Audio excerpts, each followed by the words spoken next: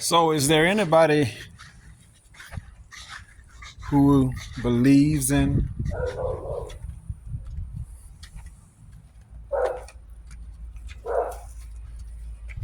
truth? Is there anybody that believes in truth? Is the question. What is truth? Truth. What is truth? Isn't that what they say Pilate said? Truth. What is truth? When the masters, the Son of the Most High, told him, "You shall know the truth, and the truth shall set you free." Truth. What is truth? What's the question?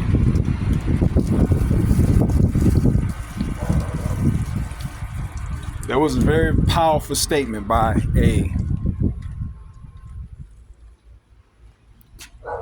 non-follower of the Most High's Son.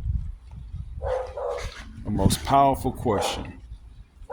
Because, we who follow the sayings and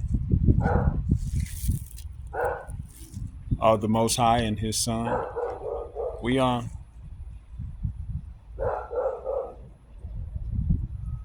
have a lot of truth that we read majority of the time. And I can't say all of the time, No one can say that they read truth all of the time. Why? Because the Most High prophetically had recorded in what we know as the book of Jeremiah, or Yeremiah, chapter 8, verse 8. Do not say that you are wise, says the Most High. The Most High says, do not say that you are wise because you have the law, the Tanakh, the Torah, the law of whom we know as Moses, of Mashah. Just because we got the Ten Commandments, just because we got the book or the law from Genesis to, Deuteronomy, or maybe Leviticus or Exodus, whichever one portion you consider to be the law, Septuagint, whether it be found in your Book of Mormon or whatever it may be. I mean, the master, grandmaster, the grandmaster of all, prophesied from his own sayings through his own prophet a warning to us who believe that we are wise because of what we read from his own sayings in pages of a book that they called Bible. I say it that way because Bible was not a thing at the time that it was being spoken. And even when it was being spoken, it was not penned on scrolls at the same time, right? They had to hear it first. So if they were hearing it, it must have been stated verbally from the Eternal's mouth through the mouth of the prophet before it could have ever been penned. That's the order. So it was the living word of the Eternal One being stated that, hey, we think that we're wise here because we got the law of the Eternal One. When the false pen, the vain pen, the deceptive pen, the trickery pen of the scribes are the ones who wrote down, would have been born, I assume, with the set apart spirit to pen what was actually stated from the mouth of the Eternal One in a language where we could read it. But he said the false pen, the vain pen, something's wrong with that pen. They making up something, you know, have worked falsehood. In vain it was done. Something's wrong, something's inaccurate when it comes to that one scripture about the entire law that we know of today. So before the master, in whom many in heart follow, as the term as we know as Messiah, you know, Yah, Messiah, Mashah, Yah, in its originality. Many people love to tell me, "Oh, we don't speak Hebrew now. That don't matter no more. It's this, it's that." Well, you know, Messiah is the accurate equivalent in English to the originality of the word Mashayah of the Abarayat language, tongue, the Paleo-Hebrew characters. Hebrew is a copy of the Abarayat language. Hebrew is a fake, okay? Sorry to tell you, but it's true. Do your research and you'll find out too. But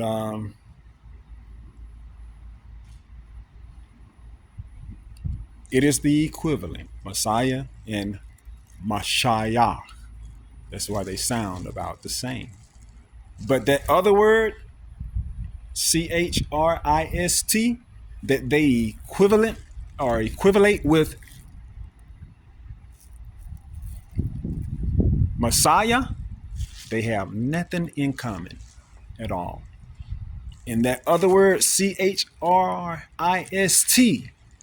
that many of the sisters and brothers have not awakened up to as being a lie or deception,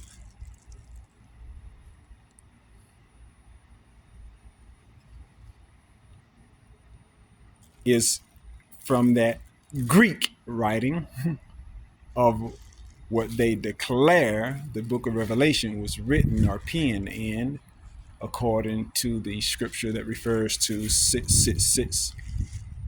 Jesus Christos, translated into JESUSCHRIST. That is a name that does not belong to the master Messiah. So it was a very powerful question that this man we know or know of by the name Pilate, who questioned the Messiah when he was being accused before being killed. After the master told Pilate, "You shall know the truth, and the truth will make you free." Truth? What is truth? That's a very powerful question. Because, again, as I just went through the information of one scripture, whether it be before concerning the law, because everything is based off of the law, even after the old was finished with its writings and the new writings began. Changes have been made, people. Simply that. Changes have been made. And the only way that you're going to truly know what is true is listening to the one teacher that the Master Messiah gave you. Being the reason he said, the kingdom is within you. Erase that in the midst of you when they're trying to throw you off. It's inside of you. And what's inside of you? This body? Do you not know that your body is the temple of the Most High set apart Spirit? It is the Spirit's house. And it does not belong to you? Wow. But we do everything we want to do with this body. We. I'm talking about y'all. That includes me. This is how deep the deception of which we live in. But we will not come together to reason on these statements of what we believe to be the knowledge of the Most High, so that we may not be destroyed. Right? It saddens me that I only propose questions to others when they're reading their knowledgeable way throughout Scripture and trying to make points on their platforms. And I only ask questions. I don't come to dispute, point out wrong, or anything. You have thousands of followers, whom you are a mouthpiece before them as a leader, and you fear not that you may be leading them in the wrong way, down the wrong path, in which you as a watchman will be held accountable for their souls, because you'll kick out their brother, such as I am, who questions you as a child would question about what it is that you're reading. Then if you're saying such, why is it that the master or the word of the master's father says such here?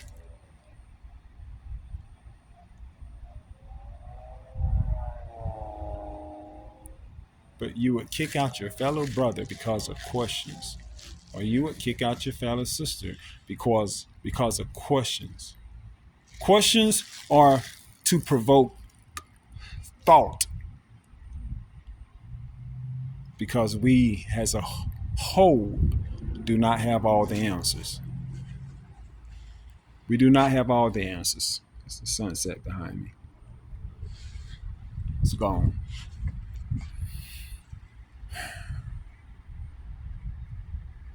But maybe one day I will have 50 followers and I can go live.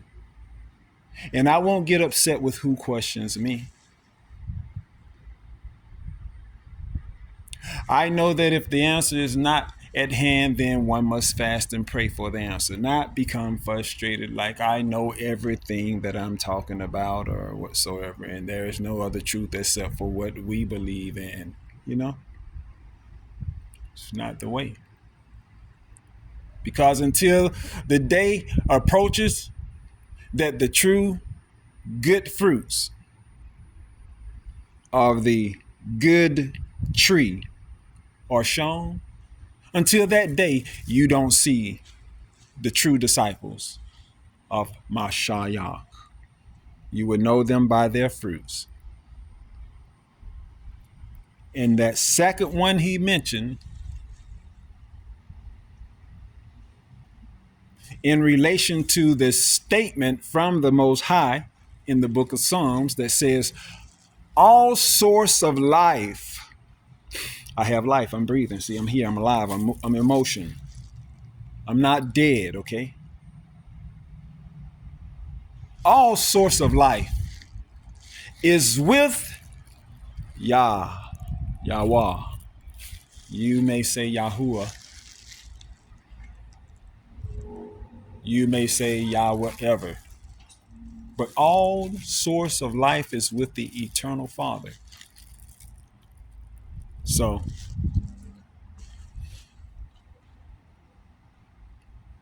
that proves that there's one good fruit that will never be able to be copied, imitated by the workings of Satan's miracles that he would bring forth according to the book of Thessalonians. Remember, he's going to do signs too, great wonders.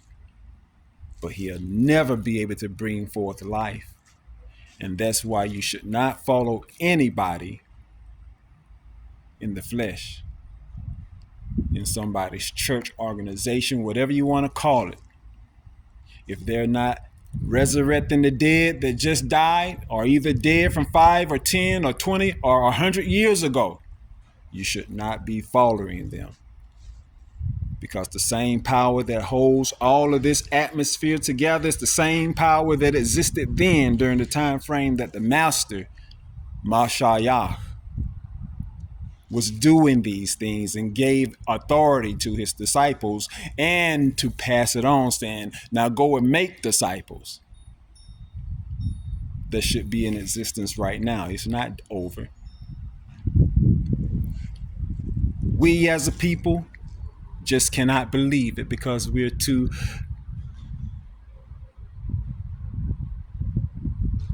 lazy-minded, slothful in the brain about the true marvelous things of the Creator, the original Creator, not the second demiurge Creator, but the main Creator, in which the power of the Most High flowed through the Son in the flesh.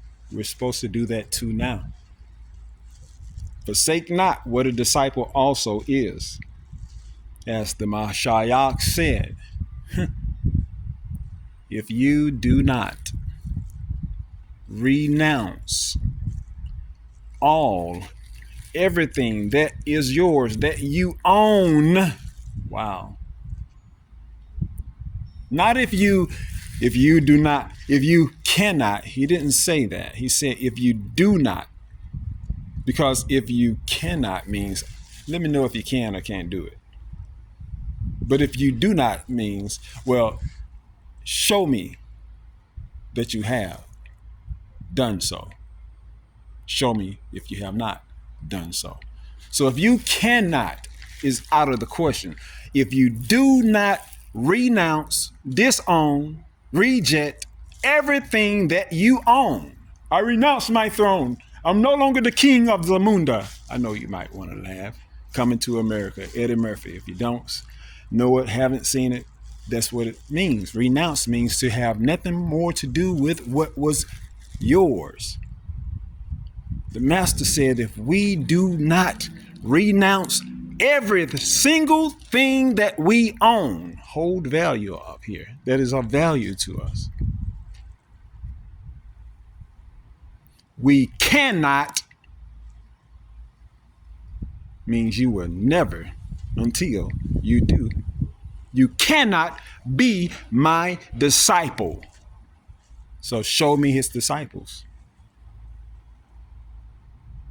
I can't even get this for with reasoning with anybody on any live about what I've just stated. And it's okay because I know the powers that be, which is darkness versus the light. And they cannot comprehend, understand, overstand the true mysteries of the light kingdom until they hear it. And some still might argue it because they can't believe it. Why? Because they know it not. Which can constitute them as one of the world for going against a true statement of the master. For the world hated me, they will hate you too. Again, I own that thing. I probably own the clothes on my back right now. I'm homeless. My father's makes a way, but I don't own anything. It's been this way for a moment. And the more his path is, shown as the light before me, of which I tread,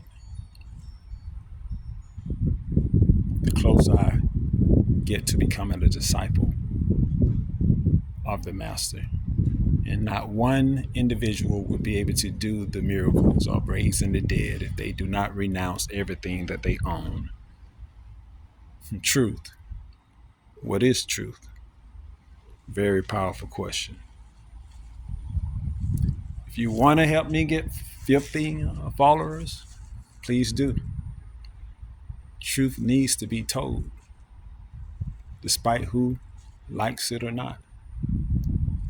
For it is what the disciples or the apostles or whomever else, as well as the master Mashiach, was killed for. And they shall kill you for my name's sake. It ain't happening, because we ain't doing nothing.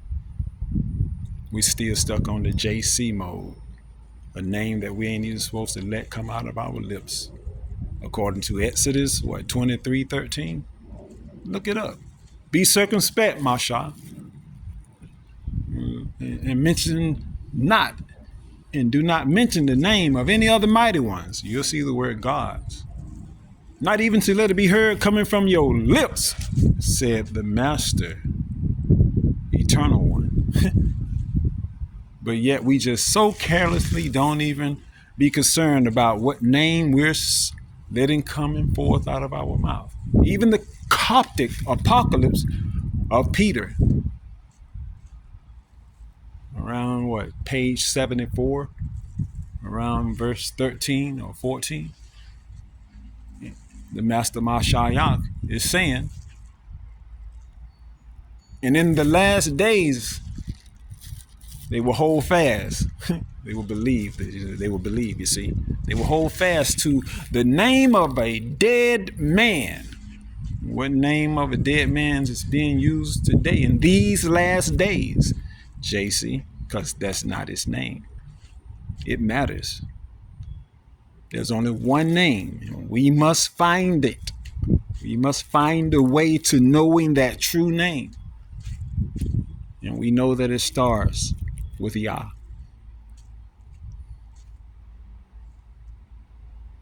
I love you all.